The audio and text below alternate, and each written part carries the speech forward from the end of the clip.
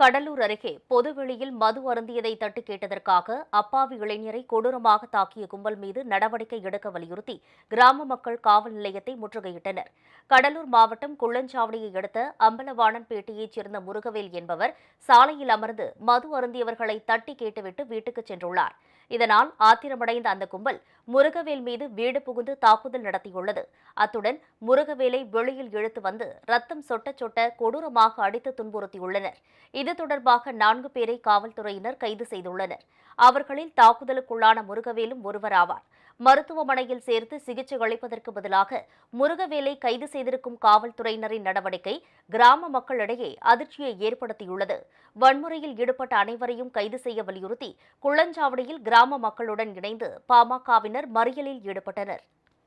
காவல் நிலையத்தினுடைய அதிகாரிகள் எந்த நடவடிக்கையும் எடுக்கவில்லை. மாறாக பாதிக்கப்பட்ட முருகவேல் அவர்களையே கைது செய்து சிறையில் அடைத்திருக்கிறார்கள். மருத்துவம் தர வேண்டிய முருகவேல் தற்போது சிறையில் இருந்து கொண்டிருக்கிறார். கலவரத்தை தூண்டுகின்ற வகையிலே, சாதிய வன்மத்தோடு கலவரத்தை தூண்டும் வகையிலே நடந்து கொண்டவர்கள் மீது இதுவரையிலே எந்த நடவடிக்கையும் காவல்துறை எடுக்கவில்லை.